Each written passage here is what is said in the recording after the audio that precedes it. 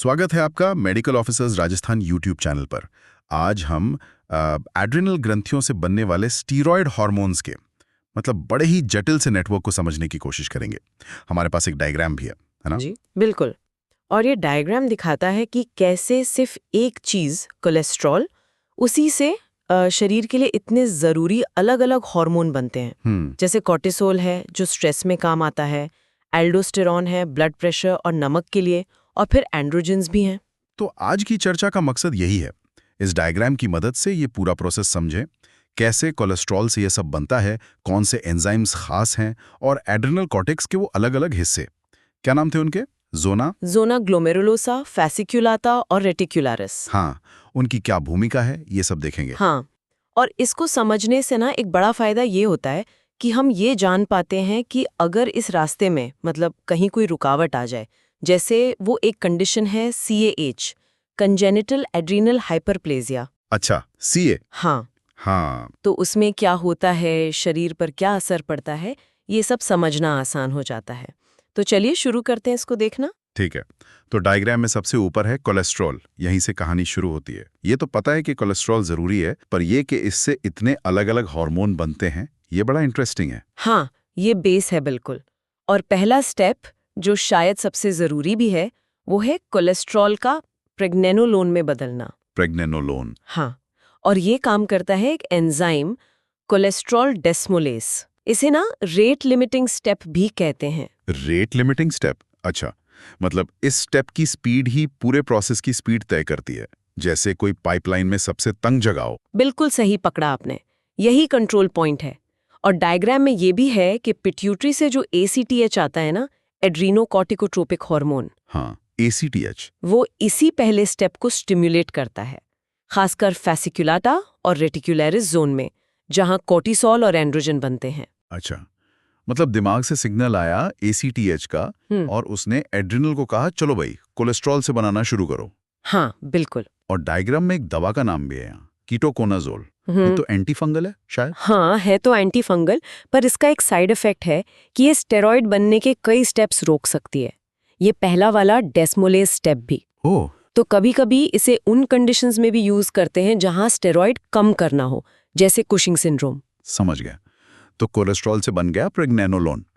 अब ये एक चौराहा जैसा लग रहा है डायग्राम में, यहाँ से रास्ते अलग हो रहे हैं। हाँ, यहाँ से दो मेन रास्ते हैं।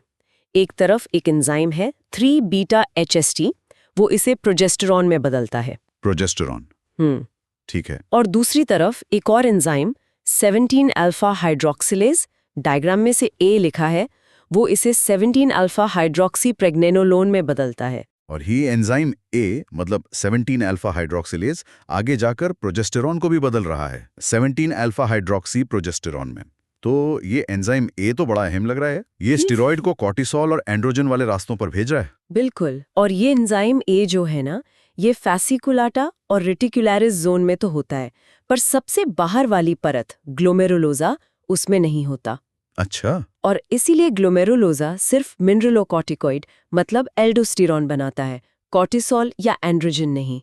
तो एंजाइम कहाँ है कहाँ नहीं, इसी से तय होता है कि कौन सा जोन क्या बनाएगा।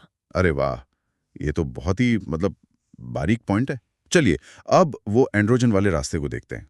डायग्राम कहता है कि 17-अल्फा हाइड्रोक्सी प्रेग्नेनोलोन से DHEA बनता है। हाँ, डिहाइड्रोएपी एंड्रोस्टेरॉन। और 17-अल्फा हाइड्रोक्सी प्रोजेस्टेरॉन से एंड्रोस्टिनाइडियोन। इसके लिए एक और एंजाइम है 17-20 लाइज। हाँ, और ये दोनों DHEA और एंड्रोस्टिनाइडियोन एड्रीनल के मेन एंड्रोजन है, खास तौर पर जोना रेटिक्युलरिस में बनते हैं, जो सबसे अंदर की लेयर है। DHEA बाद में एंड्रोस्टिनाइडियोन भी बन सकता है। इनको वीक एंड्रोजन कहते हैं, पर शरीर में आगे जाकर ये और स्ट्रॉन्ग बन सकते हैं। जैसे एंड्रोस्टिनाइडियोन से टेस्टोस्टेरॉन, हाँ, और फिर टेस्टोस्टेरॉन से DHT, डाइहाइड्रोटेस्टोस्टेरॉन। इसके लिए वो 5-अल्फा रिडक्टेज एंजाइम है। DHT तो ज्यादा पावरफुल होता है ना टेस्टोस्टेरॉन से। हाँ, बिल्कुल। और यहीं पर डायग्राम में वो दवा फिनेस्ट्राइड का जिक्र है, वो इसी 5-अल्फा रिडक्टेज को रोकती है। हाँ, फिनेस्ट्राइड। इसका इस्तेमाल प्रोस्टेट बढ़ने BPH में और मेल पैटर्न बार्डनेस मतलब बाल झड़ने में होता है, क्योंकि ये DHT कम करती है। अच्छा, और एंड्रोजन्स सिर्फ DHT ही नहीं, ईस्ट्रोजन में भी बदल सकते हैं। ये एरोमेटेज एंजाइम दिख रहा है डायग्राम में। एंड्रोस्टेनेडियोन से ईस्ट्रोन और टेस्टोस्टेरोन से एस्ट्राडॉयल। सही कहा। और यहाँ भी कुछ दवाएं हैं जो इस एरोमेटेज को रोकती हैं, जैसे एनास्ट्रोजोल, लेट्रोजोल, एक्सेमेस्टिन। ये अक्सर हार्मोन सेंसिटिव ब्रेस्ट कैंसर में यूज होती हैं ताकि ईस्ट्रोजन कम बने। एक और बात ध्यान देने वाली है, ये जो DHT और ईस्ट्रोजन बन रहे हैं ना, हाँ, ये ज्यादातर एड्रिनल ग्रंथि के बाहर बनते हैं, शरीर के दूसरे टिश्यूज में जैसे फैट टिश्यू या लिवर में। इनको पेरिफेरल कन्वर्जन कहते हैं। अच्छा, तो एड्रिनल बनाता तो है एंड्रोजन, पर उनके जो असली असर वाले रूप हैं DHT और ईस्ट्रोजन, वो ज्यादातर बाहर बनते हैं। समझ गया। ये तो हुई एंड्रोजन ईस्ट्रोजन की बात। अब वापस उस मेन रास्ते पर चलें जो कॉर्टिसोल तक जाता है, हमारा मेन ग्लूकोकॉर्टिकॉइड ज़ोना फेसिकुलाटा वाला। ठीक है, तो अगर हम प्रोजेस्टेरोन और 17 अल्फा हाइड्रोक्सी प्रोजेस्टेरोन से आगे बढ़े तो अगला इंपॉर्टेंट एंजाइम है 21 हाइड्रोक्सिलेज। डायग्राम में B लिखा है। Enzyme B 21 hydroxylase. हाँ, ये प्रोजेस्टेरोन को बदलता है 11 डिऑक्सी कॉर्टिकोस्टेरोन यानी DOC में, और 17 अल्फा हाइड्रोक्सी प्रोजेस्टेरोन को बदलता है 11 डिऑक्सी कॉर्टिसोल में। इसे कंपाउंड SB कहते हैं। ये एंजाइम B तो ये तो दोनों रास्तों में दिख रहा है, कॉर्टिसोल वाले में भी और एल्डोस्टेरोन वाले में भी, DOC से आगे। इसका मतलब ये तो बहुत ही ज्यादा जरूरी हुआ। आप बिल्कुल सही कह रहे हैं, ये एंजाइम बहुत बहुत ज़रूरी है। और देखिए, इसी एंजाइम की कमी ये CAH का सबसे कॉमन कारण है। करीब 90-95% केस इसी वजह से होते हैं। ओह, अच्छा। हम इस पर थोड़ी देर में और बात करेंगे कि इसकी कमी से होता क्या है। हाँ, जरूर। तो 11 डिऑक्सी कॉर्टिसोल कंपाउंड S बन गया। अब कॉर्टिसोल बनने का आखिरी स्टेप, इसके लिए डायग्राम में है एंजाइम C यानी 11 बीटा हाइड्रोक्सिलेज। सही, ये 11 डिऑक्सी कॉर्टिसोल को कॉर्टिसोल में बदलता है। और यहाँ भी एक दवा का जिक्र है, मेटारापोन। मेटारापोन। हाँ, ये इसी एंजाइम C को रोकती है। इसे कभी एड्रीनल फंक्शन टेस्ट में या फिर कुशिंग सिंड्रोम के इलाज में यूज करते हैं। और वो कॉर्टिसोल के नीचे एक और चीज लिखी है, ग्लाइसरीटनिक एसिड। ये क्या है? ग्लाइसरीटनिक एसिड ये मुलेठी में मिलता है। ये सीधे कॉर्टिसोल बनने को नहीं रोकता, बल्कि उस एंजाइम को रोकता है जो किडनी में कॉर्टिसोल को निष्क्रिय कॉर्टिसोन में बदलता है। अच्छा। तो इससे क्या होता है, कॉर्टिसोल का असर बढ़ जाता है और वो मिनरलोकॉर्टिकॉइड रिसेप्टर पर भी काम करने लगता है, जिससे ब्लड प्रेशर बढ़ सकता है। अरे वाह, मतलब ज्यादा मुलेठी खाने से ब्लड प्रेशर पे असर आ सकता है। कमाल है। चलिए, अब तीसरा और आखिरी मेन रास्ता मिनरलोकॉर्टिकॉइड वाला, ज़ोना ग्लोमेरुलोसा में, जहां एल्डोस्टेरोन बनता है, नमक पानी का बैलेंस। बिल्कुल, इसकी शुरुआत भी प्रोजेस्टेरोन से होती है। हमने देखा था एंजाइम B 21 हाइड्रोक्सिलेज प्रोजेस्टेरोन को DOC में बदलता है। हाँ, 11 डिऑक्सी कॉर्टिकोस्टेरोन। फिर एंजाइम C 11 बीटा हाइड्रोक्सिलेज इस DOC को कॉर्टिकोस्टेरोन में बदलता है। यहां तक तो ये ग्लूकोकॉर्टिकॉइड वाले रास्ते जैसा ही लग रहा है, बस स्टार्टिंग मॉलिक्यूल अलग है। हाँ, एंजाइम B और C दोनों में कॉमन है, पर ज़ोना ग्लोमेरुलोसा में एक खास एंजाइम और होता है, एल्डोस्टेरोन सिंथेस। Aldosterone synthase. हाँ, ये कॉर्टिकोस्टेरोन को फाइनली एल्डोस्टेरोन में बदल देता है। ये एंजाइम बाकी दोनों जोन फेसिकुलाटा और रेटिकुलरिस में नहीं होता। और डायग्राम ये भी कह रहा है कि इस आखिरी स्टेप को, मतलब एल्डोस्टेरोन बनने को, एंजियोटेंसिन 2 स्टिमुलेट करता है। ये ACTH से अलग है। बिल्कुल, ये बहुत ज़रूरी फ़र्क है। कॉर्टिसोल का बनना मेनली ACTH कंट्रोल करता है, पर एल्डोस्टेरोन का बनना mainly renin angiotensin aldosterone system यानी RAS और खून में पोटेशियम के लेवल से कंट्रोल होता है। ACTH का असर एल्डोस्टेरोन पर बहुत कम है।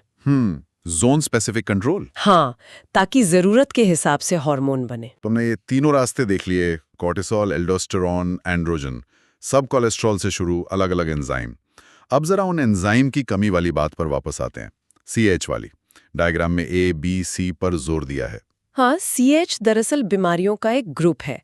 इसमें एड्रिनल स्टेरॉइड बनाने वाला कोई एक एंजाइम जन्म से ही कम होता है या होता ही नहीं। और जैसा हमने कहा, सबसे कॉमन है 21 हाइड्रोक्सिलेज यानी एंजाइम B की कमी। तो अगर एंजाइम B काम नहीं कर रहा, तो ना तो 11 डिऑक्सी कॉर्टिसोल बनेगा कॉर्टिसोल के रास्ते में, और न ही डीओसी बनेगा एल्डोस्टेरॉन के रास्ते में, तो सीधा मतलब कॉर्टिसोल और एल्डोस्टेरॉन दोनों कम हो जाएंगे। बिल्कुल, शरीर में इन दोनों की कमी हो जाती है। पर बात यहीं खत्म नहीं होती, क्योंकि एंजाइम भी काम नहीं कर रहा तो उससे ठीक पहले वाले जो मॉलिक्यूल हैं, जैसे 17 अल्फा हाइड्रोक्सी प्रोजेस्टेरॉन, हाँ, वो जमा होने लगते हैं बहुत ज्यादा। और ये जमा हुए मॉलिक्यूल फिर कहीं और जाएंगे, मतलब एंड्रोजन वाले रास्ते की तरफ। एकदम सही पकड़ा। ये जमा हुआ 17 अल्फा हाइड्रोक्सी प्रोजेस्टेरॉन सारा का सारा एंड्रोजन वाले रास्ते पर चला जाता है। डीएचए, एंड्रोस्टेनिडायन, टेस्टोस्टेरॉन सब बढ़ने लगते हैं। ओह, तो नतीजा क्या हुआ? कॉर्टिसोल कम, एल्डोस्टेरॉन कम, पर एंड्रोजन बहुत ज्यादा। यही क्लासिक 21 हाइड्रोक्सिलेज डेफिशिएंसी वाला CAH है। इसी वजह से जो नवजात बच्चियां होती हैं उनमें एम्बिगुअस जेनिटेलिया, अस्पष्ट जननांग दिख सकता है। हाँ। और लड़कों में जल्दी प्यूबर्टी आ सकती है। और साथ में नमक की कमी, सॉल्ट वेस्टिंग का भी खतरा रहता है। बाप रे, ये तो वाकई दिखाता है कि ये रास्ते कितने जुड़े हैं। एक जगह ब्लॉक हुआ तो दूसरी जगह बाढ़ आ गई। अच्छा, और अगर एंजाइम C11 बीटा हाइड्रोक्सिलेज की कमी हो तब? अगर एंजाइम C कम है तो 11 डिऑक्सी कॉर्टिसोल से कॉर्टिसोल नहीं बनेगा और DOC से कॉर्टिकोस्टेरॉन नहीं बनेगा। तो कॉर्टिसोल तो यहाँ भी कम होगा। ठीक है। कॉर्टिसोल कम होने से क्या होगा? पिट्यूटरी ज्यादा ACTH भेजेगी क्योंकि वो नेगेटिव फीडबैक नहीं मिल रहा। हाँ, फीडबैक लूप टूट गया। बिल्कुल। तो ये बढ़ा हुआ ACTH ऊपर से पूरे रास्ते को और तेज कर देगा। नतीजा, एंजाइम C से ठीक पहले वाले मॉलिक्यूल 11 डिऑक्सी कॉर्टिसोल और DOC बहुत ज्यादा जमा हो जाएंगे। और क्या इसमें भी एंड्रोजन बढ़ेंगे? हाँ, ACTH ज्यादा है तो एंड्रोजन भी बढ़ेंगे। पर यहाँ एक और खास बात है।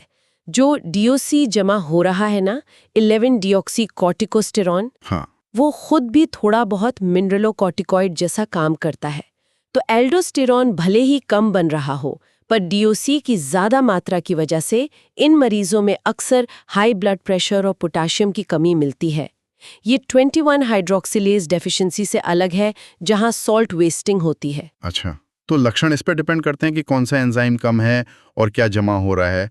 अब आखिरी वाला एंजाइम है 17 अल्फा हाइड्रोक्सिलेज की कमी। अगर A कम है तो याद करिए ये एंजाइम कॉर्टिसोल और एंड्रोजन दोनों के रास्ते के लिए शुरू में ही जरूरी था। हाँ, वो प्रेग्नेनोलोन और प्रोजेस्टेरॉन को आगे भेज रहा था। सही। तो अगर एंजाइम A नहीं है तो न तो कॉर्टिसोल बनेगा, नहीं एंड्रोजन। ओह, तो इसमें दोनों काम होंगे, कॉर्टिसोल भी, एंड्रोजन भी। फिर बनेगा क्या? सिर्फ मिनरलोकॉर्टिकॉइड वाला रास्ता खुला रहेगा। सारा का सारा प्रेग्नेनोलोन और प्रोजेस्टेरॉन उसी रास्ते पर जाएगा। DOC, कॉर्टिकोस्टेरॉन जैसे मिनरलोकॉर्टिकॉइड बहुत ज्यादा बनेंगे। तो नतीजा होगा हाई ब्लड प्रेशर, पोटेशियम कम, और क्योंकि एंड्रोजन नहीं बन रहे तो यौन विकास में दिक्कतें। लड़कों में फीमेल जैसे जननांग हो सकते हैं या लड़कियों में प्यूबर्टी नहीं आएगी। बाप रे, ये समझना वाकई थोड़ा मुश्किल है। पर डायग्राम और ये एंजाइम A, B, C को ध्यान में रखें तो पजल जुड़ता हुआ दिखता है। तो संक्षेप में कहें तो एड्रिनल कॉर्टेक्स के 3 जोन, बाहर ग्लोमेरुलोसा, नमक एल्डोस्टेरॉन, बीच में फेसिकुलाता, शुगर कॉर्टिसोल, और अंदर रेटिकुलरिस, सेक्स एंड्रोजन। बिल्कुल, वो एक कहावत भी है ना याद रखने के लिए, salt sugar sex, the deeper you go the sweeter it gets. हाँ, ये उन्हीं 3 लेयर्स और उनके मेन प्रोडक्ट्स को याद रखने में मदद करती है। Glomerulosa salt, fasciculata sugar, reticularis sex. तो इस पूरी चर्चा से मतलब क्या मुख्य बातें हम याद रख सकते हैं?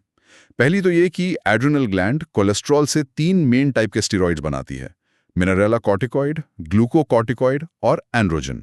दूसरी जरूरी बात ये कि ये रास्ते अलग अलग नहीं हैं, बल्कि एक नेटवर्क की तरह जुड़े हुए हैं। एक ही चीज से अलग अलग हार्मोन बन सकते हैं और एक रास्ते में रुकावट दूसरे रास्तों पर सीधा असर डालती है। और कुछ खास एंजाइम जैसे 21 hydroxylase B, 11 beta hydroxylase C और 17 अल्फा हाइड्रोक्सिलेज A, ये बहुत ही निर्णायक मोड़ों पर हैं।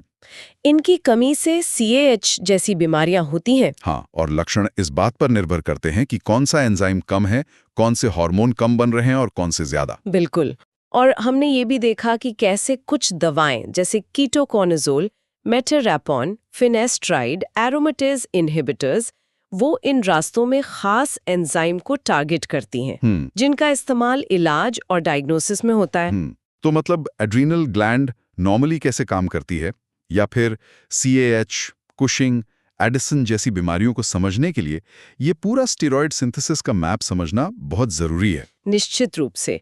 और ये हमें एक आखिरी सवाल पर लाता है, जिस पर शायद हमारे सुनने वाले सोच सकते हैं हाँ, कि ये देखते हुए कि ये सारे रास्ते कितने जुड़े हुए हैं, अगर हम किसी वजह से सिर्फ एक एंजाइम को दवा देकर रोकें, मान लीजिए पेरिफेरल टिश्यू में एरोमेटेज या 5 अल्फा रिडक्टेज को, तो क्या इसका इस पूरे जटिल हार्मोनल बैलेंस पर कोई अनइंटेंडेड असर भी पड़ सकता है?